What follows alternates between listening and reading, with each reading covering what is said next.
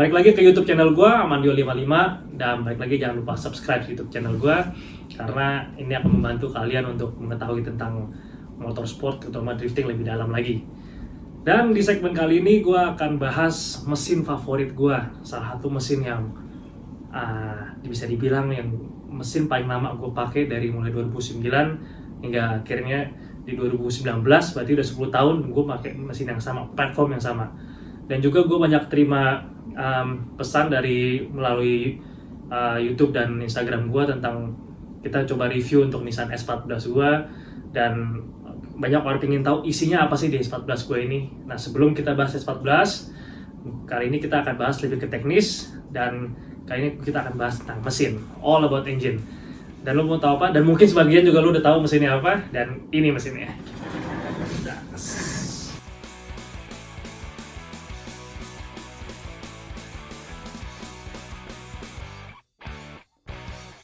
And yes, mesinnya adalah SR20 DT, keluaran dari Nissan, mesin 4 inline 4 cylinders yang dikeluarin salah satu dari produksi massal di Nissan. Dan sedikit gue cerita dulu tentang sejarah mesin SR20, bahwa mesin SR20 DT itu generally known yang kita tahu itu keluar dari Nissan Silvia. Dia datang dengan mesin turbo, single turbo charge, 4 cylinders, horsepower sekitar 280-an.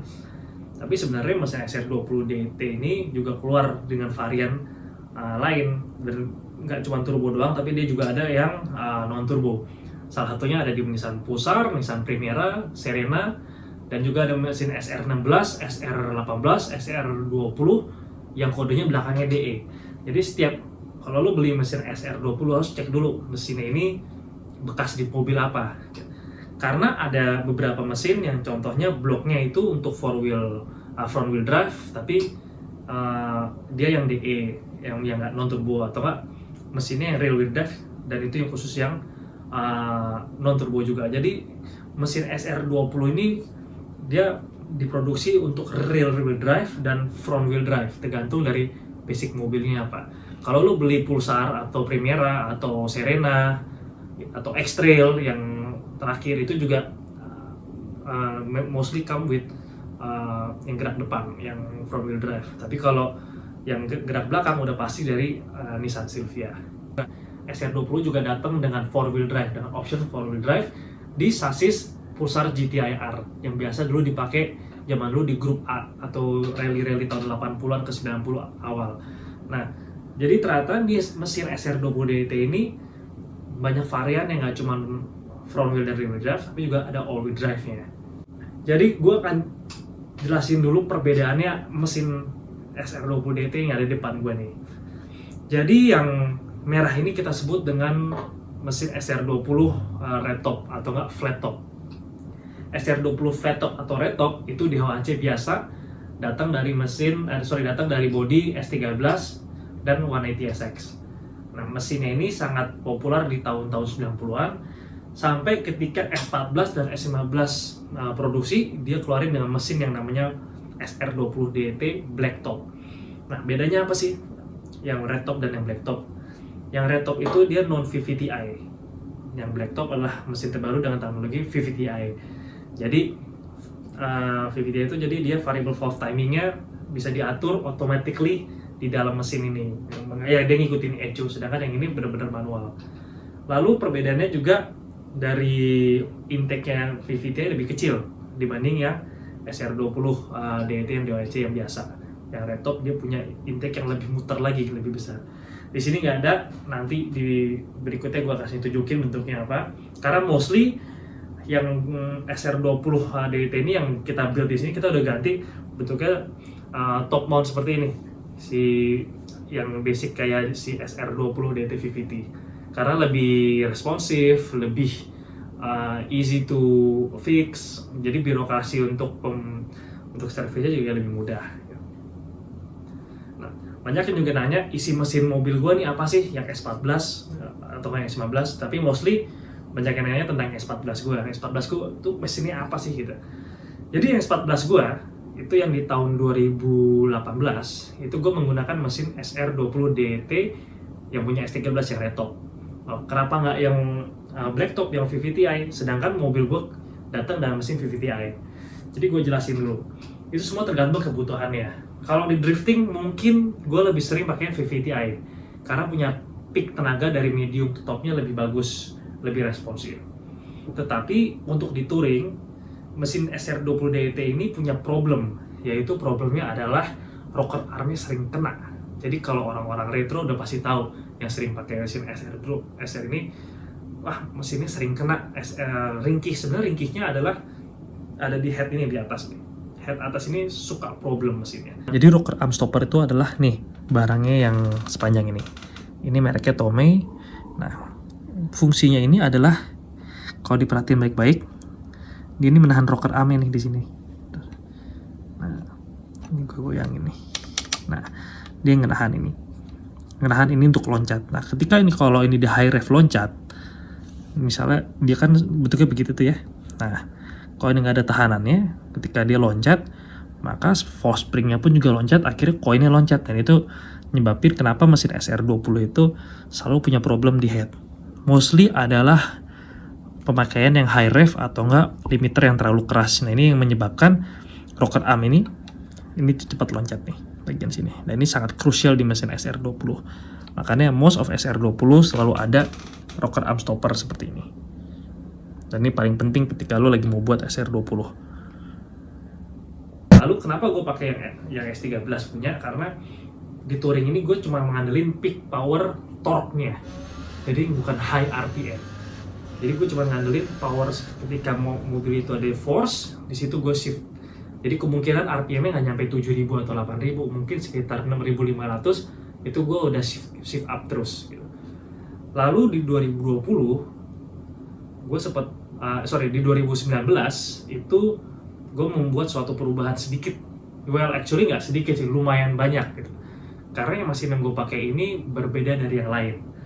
Dan mesin ini bener-bener gue cari dari mulai gue drifting waktu gue drifting di Jepang tuh gue cari mesin ini dan akhirnya ketemu. Tetapi bikinnya itu nggak semudah itu ternyata. Nah, lu mau tahu mesin apa?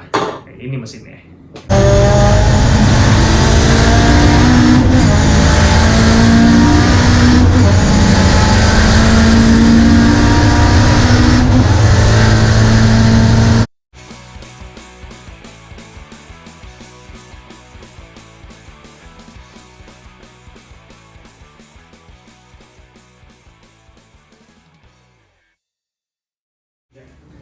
Mesin ini adalah Nissan SR VVL. Nissan SR VVL yang bisa peak sampai 9.000 ke 10.000 RPM. Torsinya sangat besar, bisa sampai 400 sampai 500. Dan yang gilanya lagi adalah gue nggak pernah ada masalah dengan headnya. Jadi mesin ini benar-benar dibuat untuk very high performance engine dan juga high durability. Jadi gue cerita dulu tentang sejarah dari Nissan SR VVL. VVL itu basically adalah teknologi yang lo tahu di Honda ada VTEC, di Mitsubishi ada MyFrec. Kinerjanya sama, sistem headnya semua sama, dan itu ada di mesin Nissan. Jadi itu teknologi kepunyaan Nissan. SR VVL itu keluar 3 varian, P11, P12, dan yang versi terakhir yang versi turbo. P11 itu keluar dari Nissan Pulsar GTI-R dan datang dari mesin 1600 cc, tetapi camnya itu 280 derajat. Jadi mesin kecil seperti ini basic dari cam OEM-nya 280 derajat. Jadi sangat tinggi sekali camnya untuk yang versi 1600. Lalu keluar yang 2000. Yang 2000 itu P12. Perbedaannya P12 itu dia durasi camnya lebih rendah, 264 derajat, tetapi dia datang di 2000 cc. Nah, dia keluar diproduksi di mobil Nissan Primera. Dan yang terakhir adalah jajaran VVL yang paling menurut gue paling sempurna. Karena dua mesin ini basically adalah natural aspirated, tapi yang terakhir, yang versi terakhir itu dikeluarin dari mesin turbo, yaitu SR20 VET. Basically teknologi VVL juga, tetapi VET itu dia basically datang udah turbo. Dan yang anehnya lagi, menurut gue sih agak aneh, VET itu datang dengan bodi Nissan X-Trail GT. Jadi kalau di Jepang lo lihat X-Trail GT Turbo, nah itu adalah salah satu mesin terbaik untuk di jajaran SR20 DET. Jadi buat yang nanya mesin SR20 gua apa, yang terakhir gua pakai di S14, dan depan gue ini adalah mesin cadangan yang gue pakai di S14.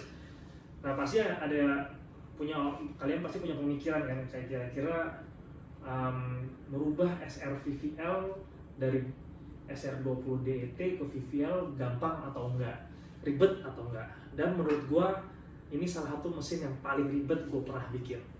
Kenapa? Karena basically bloknya beda, dan bloknya itu lo lebih baik pakai punya yang SR20DE yang biasa, yang non VVTi, karena jalur olinya pun beda.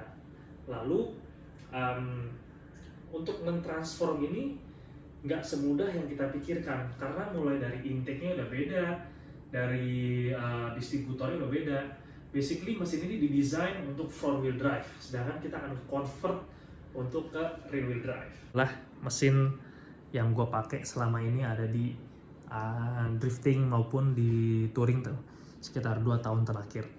Jadi yang gue bilang agak susah adalah dari bentuk distributornya sudah beda. Di sini adalah distributor yang harusnya kita taruh. Jadi basically adalah distributor yang standar itu sangat besar sekali. Jadi dia bentuknya besar. Nah kita harus convert dari SR20 yang VVT, kita rubah lagi machiningnya di dalam sini, karena bentuknya ini bukan gear, jadi kayak nyeklok begitu ke dalam, jadi harus diukur lagi. Nah untuk ngakalin SR20 DET ke VVL, mostly kita beli ini yang punyanya si VET yang terakhir dari X-Trail. Poin kedua yang menurut gua ribet adalah bagian oil lines. Jalur olinya pun berbeda. Jadi jalur oli ini harus dirombak lagi ke bawah sini. Nah ini harus ada adaptor lagi yang saling mengkonek antara dua. Nah ini harus ada dua adaptor, yang satu buat jalur oli keluar masuknya. Video ini gue ambil pertama kali saat kita bikin mesin, dan lo lihat posisi solenoidnya dia menonjol ke belakang, dan ini akan kena firewall. Maka kita harus ganti dengan adaptor yang baru, yang pendek untuk di blok, yang panjang untuk di cylinder head. Alat ini gunanya untuk menghubungkan oli dan dari atas ke bawah. Jadi kita merubah semua oil line dari atas ke bawah. Nah ini pemasangannya. Make sure posisinya benar. Jadi kita harus lihat posisi, jangan sampai salah. Posisinya benar saat aplikasi. Dan karena kita merubah bentuknya lebih pendek, maka jalur oilnya juga dirubah ke posisi di atas nih. Nah seperti ini, 1, 2, 3. Dia ada 3 line, dan 3 line itu nggak boleh salah. Makanya kita angkain seperti ini. Nah gunanya apa? Supaya jalur olinya nggak ketuker nih, posisinya nggak bolak-baliknya nggak salah. Dan kita harus make sure juga kita samain dengan adaptor yang kecil. Yang besar yang kecil kita tumpuk seperti ini, supaya kita nggak ada mislining dalam oil hose-nya. Dan mesin ini tidak ada yang namanya jalur air keluar, makanya kita harus bikinin jalur air keluar supaya dari blok nanti jalurnya akan turun ke bawah seperti ini.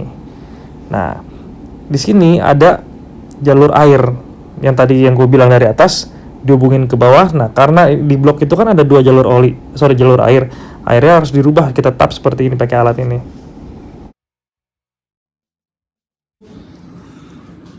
Ini yang susah, yaitu intake plenum. Nah intake plenum itu basic dari VVL itu ada di depan, jadi ini harus dirubah ke belakang gitu. Jadi ini posisinya sebenarnya kebalik. Nah karena ini rear wheel drive, jadi dia harus posisinya harus ke depan. Nah sedangkan aslinya itu ada di belakang. Lalu yang paling impresif dari mesin ini adalah oil pumpnya. Nah oil pump ini bisa sampai 7 bar maksimum, dengan average rata-rata di 6 bar sampai 4 bar. Nah bedanya dengan yang VVT biasa, yang VVT itu cuma maksimal di 4 sampai 6 bar, sedangkan yang VVL itu bisa sampai 7 bar. Jadi oil pumpnya dia ini udah seperti semi dry sump yang benar-benar kuat, kencang banget putarannya. Oke, thank you for watching my YouTube channel. Kali ini gue bahas tentang mesin SR20 dari SR20DE hingga SR20 DET.